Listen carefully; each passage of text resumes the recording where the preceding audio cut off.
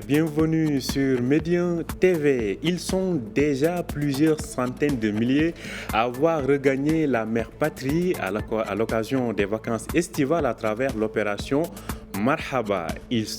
Donc, ce sont les Marocains résidant à l'étranger des Émirats dont la contribution à l'économie nationale n'est plus à démontrer. Rien qu'en 2021, leurs transferts de fonds ont avoisiné les 100 milliards de dirhams. Mais comment renforcer le rapport à l'économie nationale en canalisant leurs investissements vers des secteurs beaucoup plus porteurs, mais aussi quelles sont les politiques générales vis-à-vis de cette forte communauté qui dépasse les 5 millions d'individus.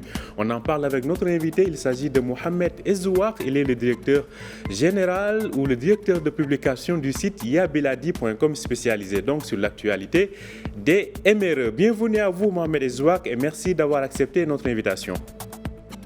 Merci à vous pour l'invitation. Bonjour à vous, bonjour à tous les téléspectateurs de Médien TV.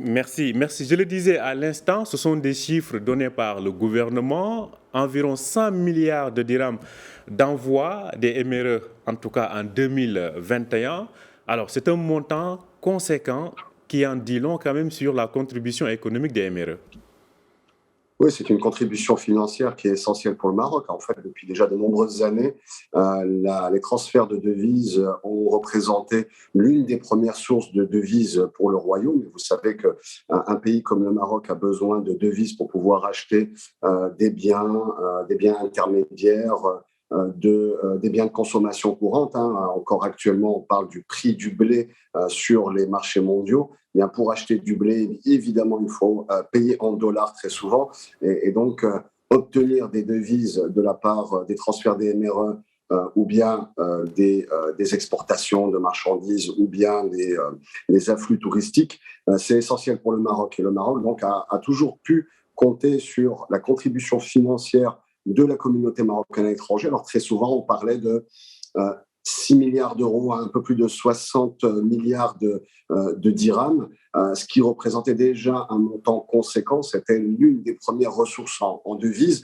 Alors, il y avait toujours une petite concurrence avec les flux de devises des recettes touristiques. En fait, depuis la crise sanitaire avec le Covid et notamment pendant le confinement, alors d'abord, il y a eu une crainte. Pendant le confinement, on a vu les transferts de devises baisser de manière assez drastique et tout le monde prévoyait, même la Banque mondiale prévoyait que les transferts de devises des diasporas de manière générale allaient chuter. En réalité, tout de suite après le confinement, c'est-à-dire à l'arrivée de l'été, eh bien, il y a eu un accroissement très conséquent des transferts de devises puisqu'en 2020, le record a été battu. En 2021, à nouveau, le record a été battu puisqu'on n'a pas encore dépassé la barre fatidique des 100 milliards de dirhams, mais on est déjà à 93 milliards de dirhams et en 2022, on sera encore, peut-être qu'on n'aura pas le même record, peut-être un peu moindre, mais on sera encore sur des chiffres qui sont quand même très conséquents pour l'économie marocaine et pour la finance marocaine. Et donc, oui, cette économie tient beaucoup à ces transferts de devises qui sont essentiels pour le financement de l'économie. Effectivement, donc selon les chiffres de Banque Al Maghrib, on tourne autour de 93 ou 95 milliards et selon le ministre de l'Investissement, ce montant pourrait donc, comme vous l'avez si bien dit, avoisiner les 100 milliards. Alors, on voit que ce montant, il n'y a que 10% de ce montant globalement, 10 milliards de dirhams environ qui sont consacrés à l'investissement. Et de ces 10 milliards, 8 milliards vont au secteur immobilier et le reste aux autres secteurs productifs. Alors, justement, comment aujourd'hui valoriser davantage ces investissements ou ces montants? Parce qu'en dehors de la prise en charge ou de l'entretien des familles, il faut quand même investir autrement dans l'économie parce que je pense que le secteur économique aussi, ou l'économie du Maroc offre des opportunités à cette forte communauté-là, Mohamed Ezzouak, n'est-ce pas? Oui, tout à fait. Alors, déjà de tout temps, le fait de transférer les devises, c'est vrai que la majorité vont vers le soutien familial. Alors, je dis souvent, j'ai l'habitude de dire que les transferts de devises de notre diaspora, de la communauté marocaine à l'étranger, a joué le rôle pendant des décennies un petit peu de sécurité sociale que le Maroc n'avait pas, ou en tout cas, alors aujourd'hui avec le projet de Sa Majesté, il y a un projet de généralisation de la couverture maladie, mais en réalité, pendant longtemps, évidemment, notamment les populations rurales, par exemple, ou les populations qui n'étaient pas dans le circuit formel, n'avaient pas de sécurité sociale. Et donc, ces transferts de devises ont joué ce rôle-là dans différentes régions du royaume, et c'est extrêmement important. Donc, on en a eu besoin, on continue à en avoir besoin. Ensuite, l'autre partie, c'est de la thésaurisation. C'est de l'argent qui est envoyé vers les comptes en banque et qui sont utilisés ensuite pour les investissements ou bien juste pour des vacances. Alors, c'est vrai que parmi ce montant annuel, alors pour 2021, quasiment 100 milliards de dirhams, 10%, donc environ 10 milliards, vont vers l'investissement. Alors, quand on parle d'investissement, tout de suite, on pense évidemment à l'entrepreneuriat, à des investissements qui sont créateurs d'emplois. La réalité, elle est quand même encore très figée. Il y a une évolution qui est encore trop lente. La majorité de ces environ 10 milliards qui vont vers l'investissement vont vers l'immobilier, ce qui est un petit peu normal puisqu'il y a un attachement très fort de la part de la diaspora pour avoir un pied-à-terre au Maroc, ou même des fois c'est du foncier, pour avoir un terrain au Maroc. Et donc, de tout temps, les membres de la diaspora même ceux qui ont un bien immobilier dans leur pays de résidence, en France, en Allemagne, en Belgique, au Canada, eh bien, achètent un bien immobilier au Maroc, souvent dans leur région d'origine, mais aussi parfois dans des villes balnéaires pour passer leurs vacances. Mais c'est aussi déjà créateur d'emplois puisque ça permet évidemment de supporter le secteur de l'immobilier qui est aussi un secteur important, stratégique pour le royaume. Et une faible partie de ces transferts d'argent vont vers de l'investissement. Pour le coup, ce qu'on entend dans l'imaginaire général collectif de l'investissement, à savoir la création d'entreprises et donc de la création d'emplois. Et l'avantage, c'est que, l'évolution, c'est que de plus en plus de Marocains à l'étranger, déjà sont diplômés et vont aller sur des secteurs de pointe. Alors, il y a eu toute une période où il y a eu les centres d'appel, où il y a eu les services informatiques qui se sont développés dans différentes régions par le biais d'investissements de la part de Marocains résidant à l'étranger. Et donc, de plus en plus, les Marocains résidant à l'étranger vont aller sur des investissements qui vont être beaucoup d'investissements. Quand on parlait de création d'entreprise, on était beaucoup sur la restauration, l'hôtellerie, un petit peu l'agriculture ou l'agroalimentaire. C'était principalement ces secteurs-là, un peu l'immobilier, mais c'était principalement ces secteurs-là. Aujourd'hui, on est de plus en plus, même si ça reste encore une minorité, même si ça reste une faible partie du montant global des transferts des MRE, on est beaucoup plus dans des secteurs de pointe. Parfois, j'ai pu rencontrer des gens qui sont dans des secteurs informatiques de pointe.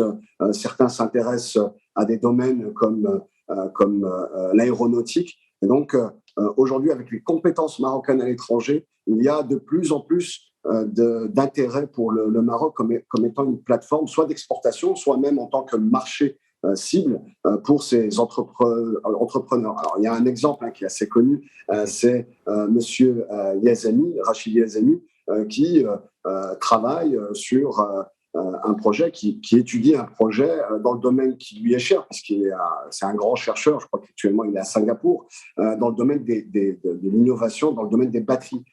Et donc on sait que par exemple ça, c'est un secteur de pointe, notamment pour les véhicules électriques, qui est un petit peu l'avenir du secteur automobile. Donc on voit vraiment une sorte à la fois de capitalisation au niveau des compétences des Marocains étrangers et de spécialisation ou d'amélioration vers l'innovation, vers des secteurs de pointe dans l'investissement. Et ça, c'est quelque chose qui peut être prometteur pour l'avenir du Maroc s'il arrive à dépasser je dirais, les points de blocage ou les points de tension ou les points de Justement, vous parlez de ces points de blocage. C'est aujourd'hui de ça aussi qu'il faut voir. Comment jugez-vous justement les politiques d'attraction ou d'attractivité qui sont menées envers cette catégorie d'investisseurs, cette catégorie de Marocains de l'étranger qui sont capables de tirer l'économie vers l'eau à travers des secteurs de pointe que vous venez d'évoquer tout à l'heure? Alors, le principal, j'allais dire, oui, les deux ou trois principaux points de blocage. Le Maroc, déjà, s'est énormément modernisé, hein, ces 20 dernières années. Et donc, aujourd'hui, les points de blocage qui existaient dans les années 90 ne sont plus opérants, et tant mieux. Et donc, aujourd'hui, notamment les jeunes investisseurs éméreux, certains sont des binationaux, ils ont grandi en Europe, en Amérique du Nord ou ailleurs, en Afrique ou en Asie, viennent investir et sont plutôt à l'aise et viennent avec d'ailleurs un profil d'investisseur complètement décomplexé. Et donc, c'est une bonne chose. Le Maroc est une terre d'investissement, de plus en plus une terre d'investissement. Alors, bien évidemment, tout n'est pas parfait. Il y a des points de blocage, il y a des points de tension. Le point de tension qui subsiste encore, même s'il y a eu une amélioration très sensible, c'est évidemment le côté administratif. Alors, les centres régionaux d'investissement font un effort. J'ai eu récemment l'occasion d'animer un débat avec le CRI d'Agadir, avec le directeur du CRI d'Agadir.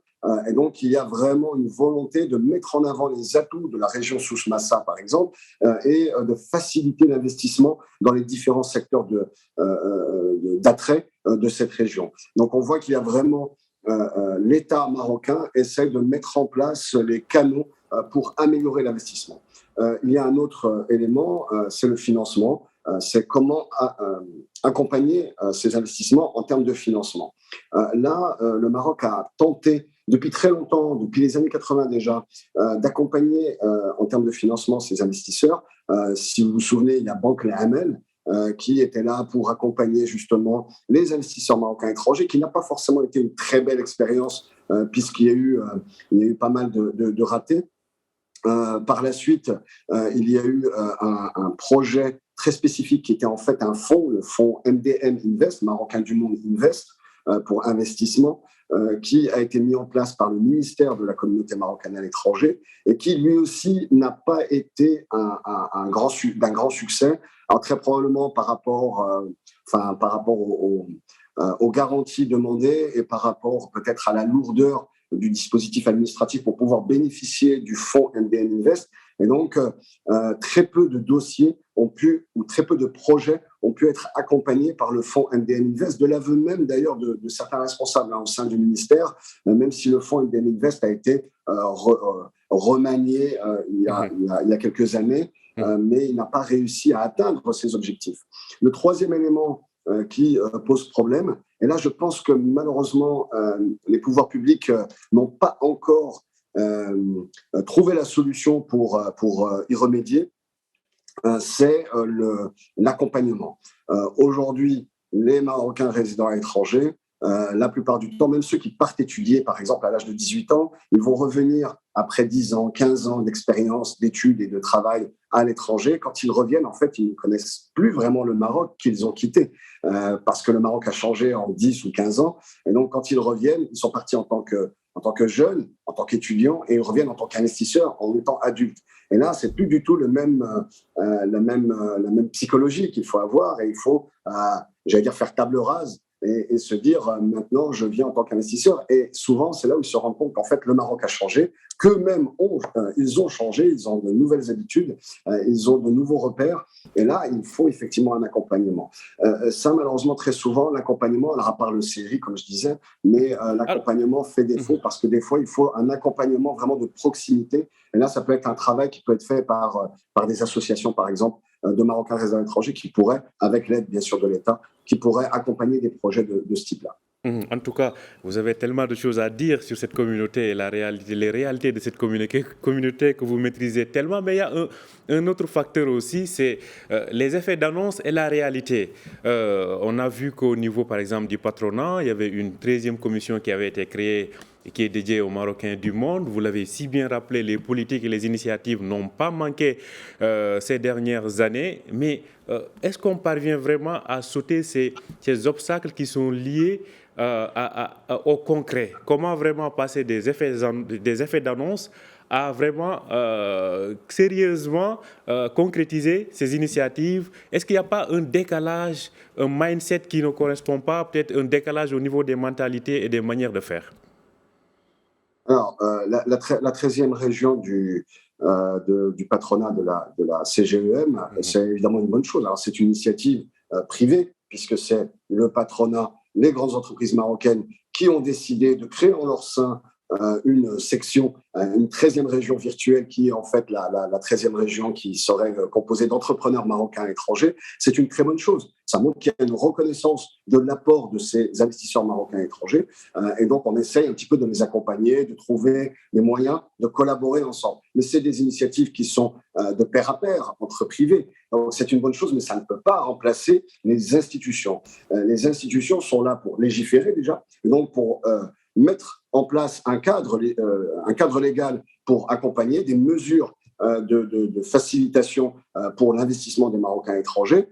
Donc ça, c'est au pouvoir public, aux élus, de faire ce travail-là. Alors, il y a le dernier point sur lequel je voulais insister, c'est que le ministère des MRE qui a existé, qui était là pour justement accompagner, aujourd'hui n'existe pas, n'est pas là, n'est pas présent. Il a été fondu au sein du ministère des Affaires étrangères. Et donc aujourd'hui, il manque un interlocuteur pour pouvoir accompagner justement cette politique publique à destination des investissements marocains résidents étrangers.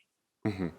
Merci à vous, Mohamed Zouak. Merci beaucoup, Omar Beldé. Je rappelle que vous êtes le directeur de publication du site yabiladi.com, un portail spécialisé sur l'actualité des Marocains du monde et très suivi, en tout cas, qui a beaucoup d'impact sur l'actualité au Maroc et sur la communauté de ces Marocains résidents à l'étranger. Merci à vous et très bonne journée, Mohamed Zouak. À vous aussi, bonne journée. Merci beaucoup. Merci à vous aussi de nous avoir suivis. Je rappelle que vous pouvez retrouver cet entretien sur notre site www.medianews.com. Je vous souhaite une très bonne fin de semaine. Quant à moi, j'aurai le plaisir de vous retrouver après les vacances d'été, toujours sur Média TV. Bonne journée, bonne suite de programme sur Média TV.